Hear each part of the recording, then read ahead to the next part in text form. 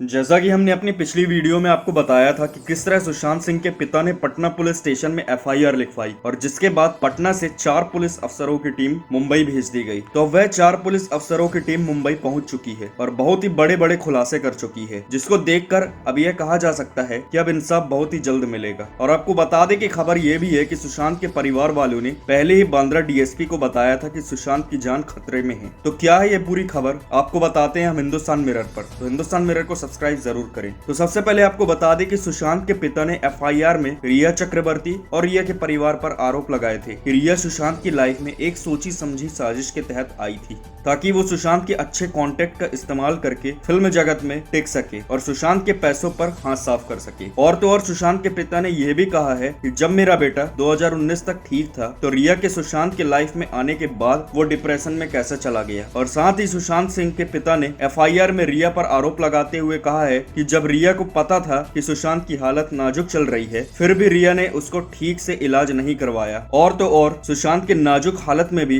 रिया सुशांत को अकेला छोड़कर चली गई थी और साथ ही सुशांत के मेडिकल के सारे कागज भी साथ ले गई थी। अब अगर सारे कागज रिया अपने साथ ले गई थी तो सुशांत को कैसे पता चलता कि कौन सी दवा कब लेनी है। अब ऐसे में सुशांत के पिता ने कहा है कि सुशांत के साथ जो कुछ भी हुआ उसके जिम्मेदार रिया और उसका परिवार ही है, उसकी जांच की जाए। वहीं आगे के सिंह ने बताया कि मैंने पता किया है कि सुशांत के बैंक खाते से 15 करोड़ रुपए ट्रांसफर किए गए हैं, तो उसकी भी जांच होनी चाहिए कि कितना पैसा रिया ने धोखेबाजी से सुशांत के अकाउंट से निकाले हैं। अब एक सबसे बड़ा खुलासा करते हुए सुशांत के पिता ने बताया था कि सुशांत ऑर्गेनिक खेती के व्यवसाय करने के लिए अपने दोस्त के साथ केरला जाना चाहता था और जब ये बात रिया को पता चली तो रिया ने इसका पूरा विरोध किया और सुशांत को धमकी दी कि मैं तुम्हारे इलाज के सारे पेपर्स मीडिया में हाईलाइट कर दूंगी और मैं तुम्हारा सब कुछ बर्बाद कर दूंगी और सबको बोलूंगी कि तुम पागल हो गए हो, फिर तुम्हें कोई काम नहीं मिलेगा इंडस्ट्री में। और तो और खबर ये भी है कि रिया ने सुशांत को जान से मरवाने की धमकी भी दे डाली थी। आगे सुशांत के पिता ने कहा